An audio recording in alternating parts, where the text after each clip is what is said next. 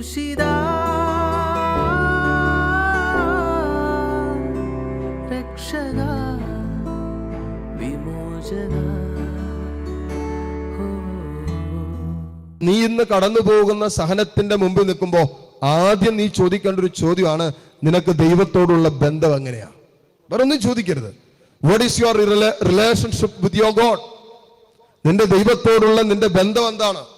ഭൗതിക നേട്ടങ്ങൾക്ക് വേണ്ടി മാത്രമുള്ള ഒരു ബന്ധമാണോ നിനക്ക് ദൈവത്തോടുള്ളത്? വൈകാരികമായ ഒരു ബന്ധത്തെക്കാൾ അപ്പുറം നിൽക്കുന്ന ഒരു ആത്മീയ സൗഹൃദം നിനക്ക് ദൈവത്തോടുണ്ടോ? അതാണ് ചോദിക്കേണ്ടത്. എൻ്റെ ജീവിതത്തിൽ ഇതുപോലുള്ള ജീവിത പ്രശ്നങ്ങളും പ്രതിസന്ധികളൊക്കെ വരുമ്പോഴും എനിക്ക് എൻ്റെ ദൈവത്തോട് ആഴമായ ഒരു ഐക്യമുണ്ടോ, ബന്ധമുണ്ടോ എന്ന് ഞാൻ ചോദിക്കണം. ബന്ധമില്ലേ? ആ ശാഖ അങ്ങനെ മുറിച്ച ശാഖ പോലെയാണോ ജീവിതം? കടന്നു പോകുന്ന ഉണങ്ങി വരണ്ട ജീവിതത്തിന്റെ അവസ്ഥ നോക്കിയിട്ട് നമ്മൾ നമ്മളെ തന്നെ പഠിക്കുകയാണ് ചെയ്യേണ്ടത്. നാട്ടുകാരെ പഠിച്ചതുകൊണ്ട് കാര്യമില്ല, വീട്ടുകാരെ പഠിച്ചത് കൊണ്ട് കാര്യമില്ല, ദൈവത്തെ പഠിച്ചത് കൊണ്ട് കാര്യമില്ല. കാരണം നമ്മൾ ഉറവയിൽ നിന്നും അകന്ന് കഴിയുമ്പോൾ നമുക്ക് ദാഹം ഉണ്ടാകും. ഉണങ്ങി ഉണങ്ങി നമ്മുടെ ജീവിതം ദാഹിച്ച് ദാഹിച്ച് ദാഹിച്ച് നമ്മുടെ ജീവിതം തീർന്നു പോകും. അതുകൊണ്ടാണ് നമ്മൾ ഉറവയിലേക്ക് നമ്മുടെ ജീവിതം വെക്കണമെന്ന് പറയുന്നത്. ഉറവയിലേക്ക് നമ്മുടെ ജീവിതം വെക്കാം. അപ്പോ നമുക്ക് ജീവനുണ്ടാകും, ജീവനുണ്ടാകും. നിത്യജീവന്റെ അരുവികൾ അവനിൽ നിന്നാണ് പുറപ്പെടുന്നത്. അപ്പോ ആദ്യം നമ്മൾ ചോദിക്കേണ്ട ഒരു ചോദ്യം, എന്തിന് ദൈവം ഈ സഹനങ്ങൾ അനുവദിക്കുന്നു? അതിനുത്തരമെന്നോണം നാം നമ്മളോട് തന്നെ ചോദിക്കേണ്ട ഒരു ചോദ്യം, ഈ സഹനങ്ങളുടെ പിന്നിലുള്ള കാരണം, ഈ ദൈവിക സംരക്ഷണം എൻ്റെ ജീവിതത്തിൽ ഇല്ലാത്തതിൻ്റെ കാരണം, ഈ അപകടത്തിന്റെ കാരണം, ഈ അനർത്ഥത്തിന്റെ കാരണം, ഈ പ്രതിസന്ധിയുടെ കാരണം, ഈ തടസ്സത്തിന്റെ കാരണം എനിക്കും എൻ്റെ കുടുംബാംഗങ്ങൾക്കും ദൈവത്തോട് പുലർത്തേണ്ട ബന്ധം ഇല്ലാത്തതാണോ, അല്ലെങ്കിൽ എൻ്റെ പാപമാണോ? ഇത് ചോദിക്കാം. ഇത് ചോദിക്കുമ്പോൾ അത് ആത്മാർത്ഥമായിട്ട് ചോദിക്കണം. ചുമ്മാ വെറുതെ ഇരുന്നിട്ട് എൻ്റെ പാപം കൊണ്ടാണോ, എനിക്ക് അതിന് അങ്ങനെ പാപമൊന്നും ചെയ്തിട്ടില്ലല്ലോ എന്ന് ചിന്തിക്കരുത്.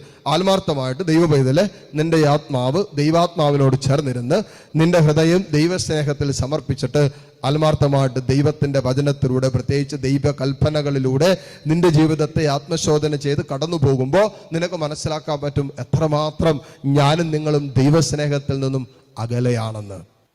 അപ്പം അതിനൊറ്റ ഉത്തരവേ ഉള്ളൂ, അതിനൊറ്റ സൊല്യൂഷനേ ഉള്ളൂ. We need to come back to the first love. ആദ്യ സ്നേഹത്തിലേക്ക് നാം തിരിച്ചു വരണം. ആദ്യ സ്നേഹത്തിൽ നമുക്ക് എവിടെ നിന്നാണോ സ്നേഹം നഷ്ടപ്പെട്ടു പോയത്, ആ സ്നേഹത്തിന് എങ്ങനെയാണോ നമ്മൾ അകന്നു പോയത്, ആര് കാരണമാണോ അകന്നു പോയത്, ഏത് വിഷയം കാരണമാണോ അകന്നു പോയത്, എന്തൊക്കെ പ്രശ്നങ്ങളുടെ കാരണമാണോ നമ്മൾ അകന്നു പോയത്, we need to come back to God's love. കർത്താവിന്റെ സ്നേഹത്തിലേക്ക് നമ്മൾ തിരികെ വരണം. നമ്മൾ മാത്രമല്ല, കുടുംബമായി നേരിടുന്ന പ്രതിസന്ധി ഉണ്ടോ, കുടുംബമായിട്ട് കർത്താവിന്റെ സ്നേഹത്തിലേക്ക് നമ്മൾ തിരിച്ചു വരണം. ദൈവത്തിന് കൊടുക്കേണ്ട സമയം കൊടുക്കണം, ദൈവത്തിന് കൊടുക്കേണ്ട ഇടം നമ്മുടെ കുടുംബങ്ങളിൽ കൊടുക്കണം, ദൈവത്തിന് കൊടുക്കേണ്ട സ്ഥാനം കൊടുക്കണം. ഇന്ന് വൈകിട്ടൊക്കെ ആയി കഴിഞ്ഞാൽ പിന്നെ കുടുംബത്തിൽ ദൈവത്തിനൊന്നുമല്ല സ്ഥാനം, പിന്നെയോ ടിവിക്കും മൊബൈലിനും പിന്നെ അങ്ങനെയുള്ള കാര്യങ്ങൾക്കൊക്കെയാണ് നമ്മുടെ കുടുംബങ്ങളിൽ സ്ഥാനം പിടിക്കുന്നത്. അപ്പോ സന്ധ്യാസമയത്ത് ദൈവത്തെ അന്വേഷിക്കേണ്ട സമയത്ത്, ദൈവത്തിന് സമയം കൊടുക്കേണ്ട സമയത്ത് നമ്മുടെ കുടുംബങ്ങളിൽ ദൈവത്തിന് സമയം കൊടുക്കാനില്ലാത്ത ഒരു സാഹചര്യമാണോ കടന്നു പോകുന്നത്? മക്കളെ, തമ്പുരാന്റെ മുമ്പിൽ മാപ്പ് പറഞ്ഞു പ്രാർത്ഥിക്കണം. ദൈവമേ, ഇന്നലകളിൽ നിനക്ക് നൽകേണ്ട സമയം, നിനക്ക് വേണ്ടി മാറ്റിവെക്കേണ്ട സമയം ഞങ്ങൾ ഉപേക്ഷിച്ചിട്ടുണ്ട്, അതിനൊന്നും സമയം കിട്ടിയിട്ടില്ല. ഇപ്പോ നമ്മൾ ദൈവത്തോട് പരാതി പറയുന്നുണ്ട്. എന്താ, ഇതെന്തുകൊണ്ടാണ് ഇങ്ങനെ സംഭവിക്കുന്നത്, എന്തുകൊണ്ടാണ് ഇത് എൻ്റെ ജീവിതത്തിൽ വന്നേ, എന്തുകൊണ്ട് ഈ സഹനം എന്നൊക്കെ പറയുന്നുണ്ട്.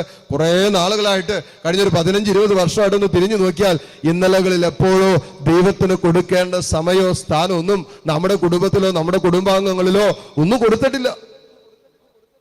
അപ്പോ മരം വളർന്നു വലുതായി ഫലം പുറപ്പെടുവിക്കേണ്ട സമയമായിട്ട് ഫലമില്ല. അപ്പോൾ മരത്തെ നോക്കിയിട്ട് എന്തോ ഫലം പുറപ്പെടുവിക്കാത്തതെന്ന് നോക്കിക്കൊണ്ട് നമ്മളിങ്ങനെ ആശ്ചര്യപ്പെട്ടുകൊണ്ട് ആശങ്കപ്പെട്ടുകൊണ്ട്, അയ്യോ ഇത് ഫലം പുറപ്പെടുവിക്കേണ്ട സമയം കഴിഞ്ഞല്ലോ, 5-6 വർഷമായല്ലോ ഈ മാവ് നട്ടിട്ട്, ഇത് ഫലം പുറപ്പെടുവിക്കേണ്ട സമയം കഴിഞ്ഞല്ലോ, എന്താ ഫലം പുറപ്പെടുവിക്കാത്ത? ഇന്നലകളിൽ ആ കഴിഞ്ഞ വർഷങ്ങളിലൂടെ കടന്നുപോയപ്പോ ദൈവത്തിന് കൊടുക്കേണ്ട സമയമോ ദൈവത്തിന് കൊടുക്കേണ്ട സ്ഥാനമോ നമ്മുടെ ഇന്നലകളിൽ നമ്മുടെ ജീവിതത്തിലോ കുടുംബത്തിലോ കൊടുക്കാൻ മറന്നുപോയെങ്കിൽ ഫലം പുറപ്പെടുവിക്കുന്ന സമയം ആഗമിക്കുമ്പോ ഫലം പുറപ്പെടുവിക്കാത്ത ഉണങ്ങിപ്പോയ ജീവിതങ്ങളായി നമ്മുടെ ജീവിതങ്ങൾ മാറ്റപ്പെടും. കരങ്ങൾ കൂപ്പി കണ്ണു തുറന്ന് കർത്താവിനെ കണ്ട് ഈ ദിവ്യകാരുണ്യത്തിൽ എഴുന്നള്ളിയിരിക്കുന്ന ഈശോയെ ആരാധിച്ചുകൊണ്ട് നമുക്ക് പ്രാർത്ഥിക്കാം. പരിശുദ്ധ പരമ ദിവ്യകാരുണ്യനാഥനായ ഈശോയ്ക്ക് എന്നേരവും ആരാധനയും സ്തുതിയും പുകഴ്ചയും ഉണ്ടായിരിക്കട്ടെ. കണ്ണു തുറന്ന് ഈ ദിവ്യകാരുണ്യത്തിലേക്ക് നോക്കാം. എത്രയോ സുന്ദരമായ നിമിഷങ്ങളാണത്. കർത്താവിൻ്റെ മുഖം ദർശിക്കാൻ സ്വർഗം ഈ നിമിഷങ്ങളിൽ നിന്നെ അനുവദിച്ചിരിക്കുകയല്ലേ. ഇത് സ്വർഗത്തിന്റെ മുഖം തന്നെയാണല്ലോ. ആ കർത്താവിനെ നിന്റെ നയനങ്ങൾ കൊണ്ട്, ബാഹ്യ നയനങ്ങൾ കൊണ്ട് ഈ ദിവ്യകാരുണ്യത്തിൽ എഴുന്നള്ളിയിരിക്കാൻ നിനക്ക് കാണാമല്ലോ. മോളെ, മോനെ, നസ്രായനായ യേശു, ജീവിക്കുന്നവനായ യേശു നിന്റെ ജീവിതത്തിലൂടെ കടന്നുപോയിക്കൊണ്ടിരിക്കുന്ന സമയമാ. നിന്റെ ജീവിതത്തിന്റെ മുമ്പിലൂടെ ഇതാ കർത്താവ് കടന്നു പോകുന്ന സമയമാ. ദൈവത്തെ വിളിക്കാനോ പ്രാർത്ഥിക്കാനോ ദൈവത്തെ സ്നേഹിക്കാനോ നിന്റെ കുടുംബത്തിൽ നിന്ന് ഒരു ജപമാല പോലും ചെല്ലാനുള്ള ഒരു സാഹചര്യം, ഒരു അന്തരീക്ഷം നിനക്കില്ലായിരിക്കാം. സാഹചര്യങ്ങൾ നമ്മുടെ നിലവിളിയെ ഇല്ലാതാക്കാൻ ശ്രമിക്കും. അമിതമായ സാഹചര്യങ്ങളുടെ സമ്മർദ്ദങ്ങൾ തമ്പുരാന്റെ മുമ്പിൽ നിലവിളിക്കുന്നതിൽ നിന്ന് നമ്മളെ പിന്തിരിപ്പിക്കും. അല്ലെങ്കിൽ ഇത്രയും നാൾ വിളിച്ചിട്ടും ദൈവം നിന്റെ പ്രാർത്ഥന കേട്ടില്ലല്ലോ എന്ന് പിശാച് നമ്മുടെ മനസ്സിൽ ചില തോന്നലുകൾ തന്നിട്ട് നമ്മുടെ നിലവിളിക്ക് അങ്ങോട്ട് വിരാമമിടിയിക്കും. സാഹചര്യങ്ങളുടെ സമ്മർദ്ദങ്ങളുടെ മേൽ വീണുപോകാതെ ഉപരി ഉച്ചത്തിൽ നീ കർത്താവിനെ വിളിക്കുമ്പോ ചുറ്റുപാട് നിൽക്കുന്നവരുടെ ആക്രോശത്തിന്റെയും നിലവിളിയുടെയും ശബ്ദത്തിനും ഉപരിയായി നിന്റെ ശബ്ദം നിൽക്കുമ്പോ കർത്താവ് നിന്റെ ശബ്ദം കേൾക്കും. അവൻ നിൽക്കും, നിന്റെ മുമ്പിൽ നിൽക്കും. എന്നിട്ട് ചോദിക്കും, മോനെ, മോളെ, ഞാൻ നിനക്ക് വേണ്ടി എന്താ ചെയ്തു തരണ്ടേ? അങ്ങനെ ഒരു കാര്യം നമ്മൾ കേട്ടാ പിന്നെ വേറെ എന്തെങ്കിലും നമുക്ക് കേൾക്കണോ? ദൈവം തന്നെ നമ്മുടെ മുമ്പിൽ വന്നിട്ട് ചോദിക്കുക, മോനെ, ഞാൻ നിനക്ക് എന്താ ചെയ്തു തരണ്ടേ? പറ.